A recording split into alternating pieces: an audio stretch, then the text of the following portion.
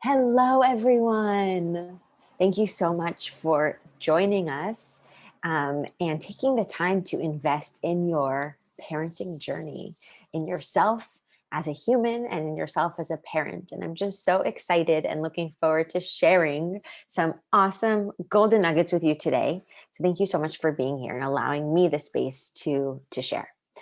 Today, let's talk about patience. Patience is something our patience usually gets thinner and thinner over time. And especially once we have children. One of the challenges that I hear from so many parents, and I know that I struggle with and have struggled with myself, is having patience with my children. Is having patience with myself as a parent and having patience with my children, because there are just so many things that happen all day that will stretch our patience thin. And by the end of the day, especially, we're like finished, but our patience can even be thinning and waning early in the morning when things aren't going our way, when our children aren't getting ready for school the way that we're asking them to, and we feel like we're asking over and over again. There are so many areas where we could say we are feeling really impatient. Patience is really hard to have. But today I want to give you some patience hacks. Okay, some hacks to have more patience. And I feel like it's a contradiction when I say that, because a hack is a shortcut, and patience, we think of that as like not taking shortcuts, right? We're really going to have patience and slow down. But we're going to reframe what patience has to look like. A lot of us have in our heads that we're not a patient person. Because I'm not a patient person, I just can't do it. I can't handle the big emotions. I can't, follow through with the boundaries. I just yell or bribe or threat or, reward or punish, because I just don't have the patience to do anything else. We can all have patience. We can all have patience, and patience doesn't have to mean that we're going to have to, stretch out all the different scenarios and just sit quietly and be and allow things to happen around us. It can actually be really active. Now, what does impatience look like, right? Practically, when we're with our children, we're telling them, hurry up, hurry up, hurry up, right? We're rushing them somewhere. Usually that's because we are impatient in the moment. When we know we should be giving our child the space to do something, whether it's to clean up after themselves, pour their own water, get their things ready for school, get dressed, and they're not going fast enough. And so we decide, oh, you know what? I'm going to do it for them instead. Usually that happens when we're lacking patience. What else happens when we're lack patience? We cut our children off in the middle of their sentences because we're just like, this is taking too long. I know what you're trying to say, right? We get annoyed, frustrated, angry. We feel those big emotions. We might yell when we lose our patience, have a short temper. We don't feel good. Usually when we're at the point of feeling impatient, we don't feel good. We know that this isn't the right way. We want to have patience.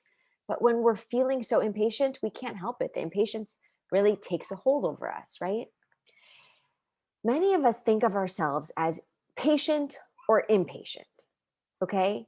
And like I said, even for a patient person, many times when they become a parent, they become less patient.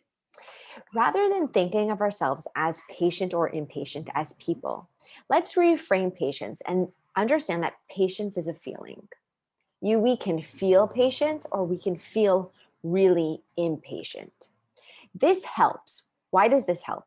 This helps because if we understand that we are not patient or impatient, we stop labeling ourselves. We understand that even if we feel impatient a lot of the time, we are not impatient. If impatience is a feeling, it's something we're feeling. It's an expression of what's going on inside of us. And what are feelings? Feelings are big feelings, okay? Uncomfortable feelings come from when we don't have, one of our needs isn't getting met, or B, when we have limited self-talk or limited belief that we are hearing or believing over and over inside of us, and that causes us to feel impatient. Now, one thing that I teach, and hopefully we're all learning, is that we can't blame our feelings on anyone else. So when we reframe impatience as a feeling, we understand that it's not me as a person that's impatient. It's a feeling I'm having because there there's a need that's not getting met, or there's a limited belief, right? And that really helps us to understand, oh, wait a second. If I'm not impatient, I'm feeling impatient, then I can become patient. Anyone can learn patience. Anyone can become patient. It's about anyone can feel patient. It's about how we can get ourselves there. It's such an important reframe, right? It's such an important understanding that it's not us, that I am not a patient person or an impatient person. It's a result of things that are happening around us, and you can become more patient. So as we begin to think of patience or impatience as a feeling, then now we can start to understand, where is it coming from? That's the second part. When we start to look inside and understand, where is it coming from, we can start to get those needs met, or shift the way that we're talking to ourselves, or the way that what we're believing about ourselves or about our children. Okay.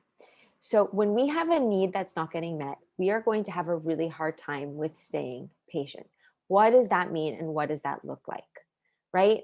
A need that's not getting met, for instance, if I'm hungry and my kids are shouting and screaming and fighting, and I'm feeling hunger pains, I'm not going to have patience because I'm not acting. I'm not able to handle the challenges in a productive way because I'm not acting from my full capacity, because I feel this hunger inside. And I know I lose patience really easily when I'm really hungry. Okay. Hungry, thirsty, exhausted, tired. Tired is a big one for us parents, right? Because when we're feeling tired, we lose patience. Why? Because sleep is a basic human need. It's something that we all need to have. And if we're not rested, we are going to lose our patience. Independence is a basic human need. Parents have a lot less independence than we had before we became parents, right? We don't have a lot of space. Many times our personal space is always being invaded, and when we are feeling like we don't have that personal space, we will lose patience. Why is this so important to know, to start to note, to start to understand and notice? Because if you truly want to have more patience with your children, one of the key ways to do that is to start to make sure you get your needs met. Before you go pick them up from school, make sure you have a snack and you drink enough water throughout the day, or you go to the bathroom before you deal with a challenging situation that's happening in your home, even if that means everyone's kind of going nuts, and you take a few minutes and you just let them continue to go nuts, and you eat, or you go to the bathroom, or you drink your water, okay, or you go get some fresh air, take some deep breaths. Because when your needs are full, when you're taking care of yourself, you will have more patience. I promise you. That's number one. So many times when we are really impatient, it's because one of our needs is not being met. And so we just don't have the patience for it. Because everything gets clouded by these needs that aren't being filled. And so our vision, our ability to handle challenges is so impaired, is so limited. Now, the second part are limiting beliefs, okay, or negative or limiting self-talks that we have. If my children are fighting, okay, and my thought is, there's something wrong with me. There's something wrong with my children. They don't love each other. Whatever the self-talk might be, that is not positive. What happens? I'm going to lose patience.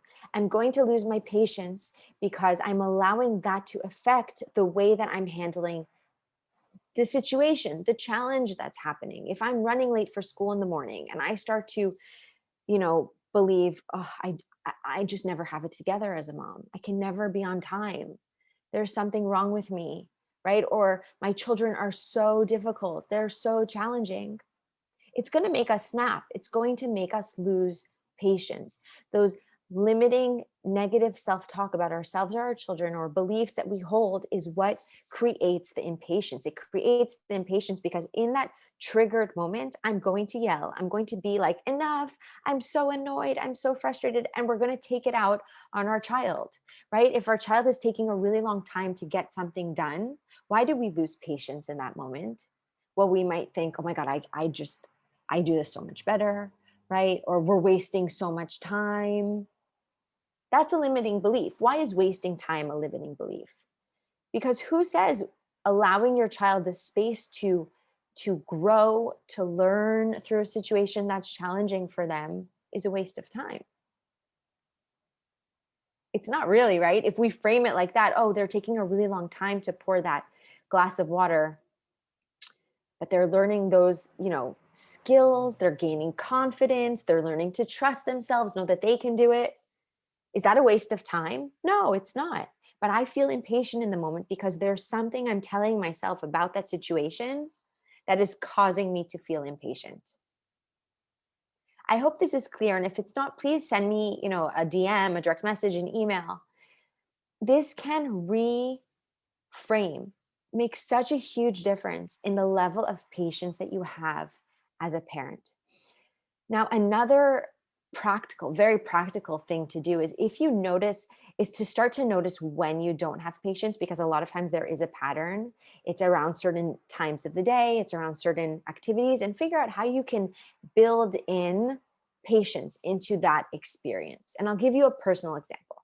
I used to lose my patience in the morning when my children would take a really long time to get ready for school and we'd end up running late. Gave that like as a half example before. I'm going to go all the way personal full into it.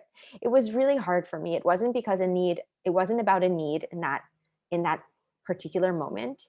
I was frustrated because it's important for me to get them to school on time. I believe that that's respectful to the school. And I would just, and so I would be really triggered when we would be running late, and I would lose my patience. And then I'd start to yell and get frustrated and angry and annoyed at myself. Why I can't get them out the door on time, and annoyed at them because they had, this one forgot this and this one forgot that. And this one is taking their time to walk down the stairs, which they should. And I would be hurrying them, which is not fair to them. It's not fair to them as children or people at all. What did I learn to do? I learned to start everything earlier. I learned to start everything earlier. I also learned to change that talk inside my head and remind myself that we will get to school. The important thing is that we get to school. And I realized and noticed that the more I lost my patience and the more I tried to hurry them, the more things went wrong. Usually happens like that, right? And in fact, when I was able to have more patience, I built in more time into our morning because I just make sure that everything gets started early in the morning, whether that means me waking up a little bit earlier and getting things started while they're still sleeping, and that's usually the case. They wake me up, and then I, already start getting them dressed early on. If I know it's going to take my child a lot of time to get dressed, I'm going to afford them a lot of time to get dressed, right? So that I don't get that overwhelming stress feeling of we're going to be late.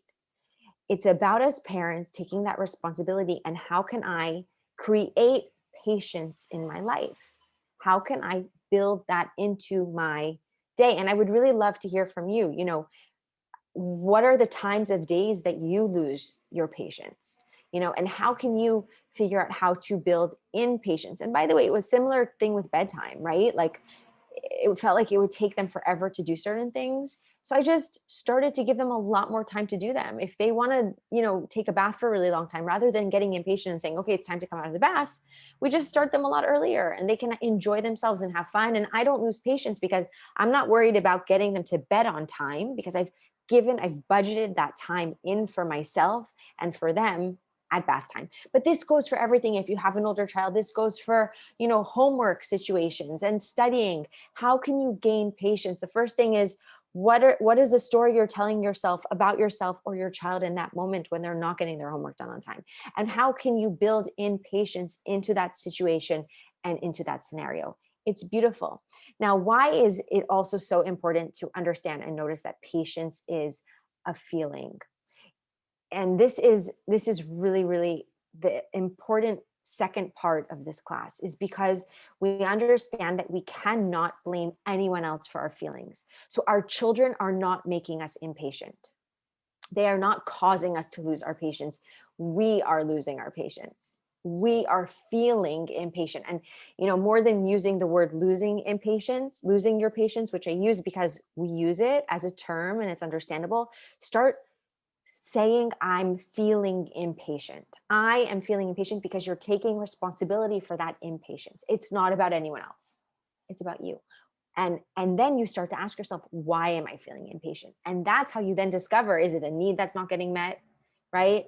Is it a belief that I'm having? Is it an easy fix? Is it something practical? How can I rebuild in patience into my life? Or how can I make sure I get my needs met so that I have patience when I pick up my children from school? And there are simple, easy ways to do that, right? Like, because I know a lot of us maybe go straight from work to pick them up, but we have to figure out simple, quick, easy ways for ourselves to fill ourselves up, to get our needs met, so that we are ready for them when they come home from school. We are ready for them when they wake up in the morning. We are ready to take on the day, take on the evening, or take on the day on a weekend or a day off from school, or if our children are always home with us. But it's transformative when we really start, and we set ourselves up for success when we understand that it's a feeling. I am not impatient. I feel impatient. It is not my child that's causing me to lose patience. They are learning, they are experiencing life. I'm feeling impatient because I am being triggered in this moment. How can I handle it? What can I do? Right? How can I build patience into my day and my experience of life, my experience with my children? So, what are those quick, easy hacks? Honestly, drink water, get a snack, right? Keep healthy food that you like in your home. Turn off your phone and go to sleep a little bit earlier so that you get that really good rest. Take a few minutes a day to breathe. Those are hacks, because it doesn't have to take a lot of time. You don't have to devote an hour and a half to going to exercise. It doesn't have to be, a full day at the spa. Those things are beautiful and they're really nice and they're important. But what are the small things that you can implement in your day to consciously get your needs filled? And that's the thing, right? It's about turning on our consciousness. And that means that's what conscious parenting is. It's taking responsibility. It's knowing that it's all in my power. I am an empowered person and mom or father, human being, parent, and I can do it. It is within my power. I am going to choose to be patient. It's not something that was done to me. I wasn't born impatient. Maybe some of us have within us the ability to have more patience, or culturally is another big thing. Some cultures have less patience, inherently, but it means it's been passed generational, right? It's a generational cycle. So culturally, it's because parents didn't have patience. Your parents didn't have patience with you. Their parents didn't have patience with them, but you can break that. It's a feeling. It's also because many of us haven't been in touch with our feelings and we haven't known how to express them. So we can all find that patience. I'm feeling impatient. And then, of course, when you're feeling patient and you're going to see that this is going to change your life and make a huge difference in your home, I'm feeling patient. And the more you're feeling patient, it's going to feel good. You're going to feel calm and relaxed. You're going to want to feel more patient over and over again. So I hope this helped. Thank you so much for being here and sharing this space with us. I'm so happy to have you. I would love to hear more from you about what you'd like to hear. I'd like to know what you felt about this class and what you feel about patience. Please let me know by sending me a message, being in touch. And I look forward to seeing you very, very soon. Have a good day.